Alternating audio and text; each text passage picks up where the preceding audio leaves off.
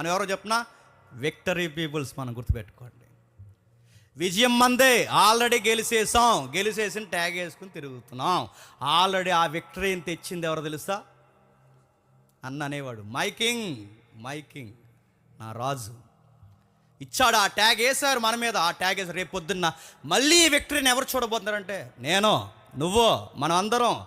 విజయం మంది. ఆ రోజు ఇన్ని రోజులు మరణం మనల్ని ఎక్కిరించింది. ఒకరోజు చెప్పండి, ఆ మరణాన్ని మనం ఎక్కిరిస్తాం. ఏ మరణమా, ఇక నువ్వు నన్నేమీ చేయలేవు. నీ ముళ్ళెక్కడా, నీ బలం ఎక్కడా? I'm victory man. ఇంకా నన్నేమీ నువ్వు చేయలేవు, ఇకేమీ చేయలేవు.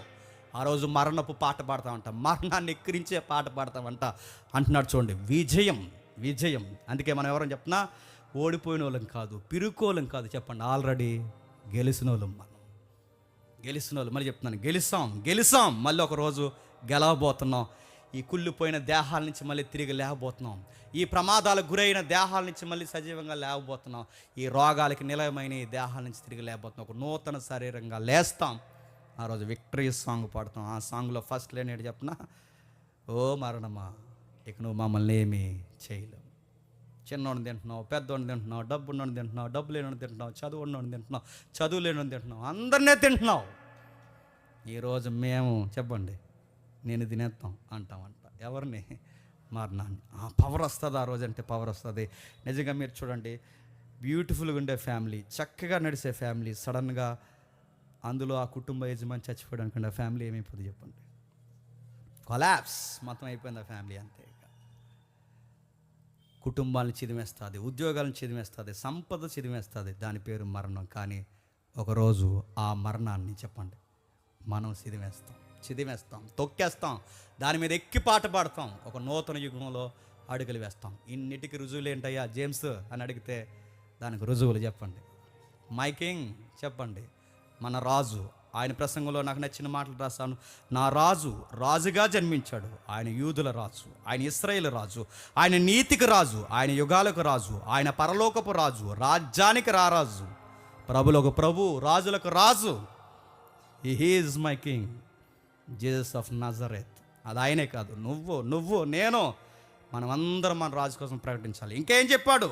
ఆయన నాగరికతలకు కేంద్ర బిందువు, తత్వజ్ఞానానికి ప్రముఖుడు, యాదాంత శాస్త్రానికి మూలం. ఆయన కుమారుడు, దేవుని కుమారుడు, పాపుల రక్షకుడు, సత్యానికి కేంద్ర బిందువు. ఎవరైనా? He is my king, Jesus of Nazareth. చేతులు చూస్తుండగా చేతులకు మేకులేస్తే ఆ మేకుల్ని తిరిగి చూపించిన నా రాజు. పరిసయ్యులు ఆయన నిలదీశారు, పరిసయ్యులు ఇబ్బంది పెట్టారు. పిలాతు ఆయన్ని తప్పుల మోపలేంత ప్రయత్నం చేశాడు. చివరికి పిలాతు కనుగొనలేకపోయాడు, నివ్వెరపోయాడు. ఏ రోజు పిలాతు కలిసి చంపినా చివరికి ఒక మాట అన్నారు, ఆయన్ని బంధించడం చెప్పండి అసాధ్యము. ఎవరైనా? మరణం ఆయన బంధించలేకపోయింది, సమాధి ఆయన కట్టి ఉంచలేకపోయింది, చరిత్ర ఆయనను దాయలేకపోయింది. ఆయన పేరు చెప్పండి, Jesus of Nazareth is my చెప్పండి కింగ్. నిజంగానే రాజు. ఒకరోజు తెల్లని గుర్రాల మీద వస్తాడు, మనందరినీ తీసుకుని వెళ్తాడు. ఇంకేం చేశాడు? ఏ రాజు కొరకైతే చప్పట్లు కొట్టుకుని తిరిగారో, ఏ రాజు కొరకైతే పేతురు ప్రాణం పెట్టాడో, ఏ రాజు కొరకైతే వారు అశ్వులు బాసారో, ఏ రాజు కొరకైతే ఇంతగా నిద్రించిపోయి చనిపోతున్నారు, ఏ రాజు కొరకైతే నిందల పాలు అవుతున్నారో, ఏ రాజు కొరకైతే హతసాక్షులు అయిపోతున్నారో, ఆ రాజు మళ్ళీ వీళ్ళందరినీ తిరిగి రేపడానికి ఒక రోజు రాబోతున్నాడు. ఆయనే చెప్పండి మై కింగ్, చెప్పండి నా రాజు. ఆయన పేరు నజరైడైన యేసుడు. దానికి మనమే చెప్పండి సాక్షులు.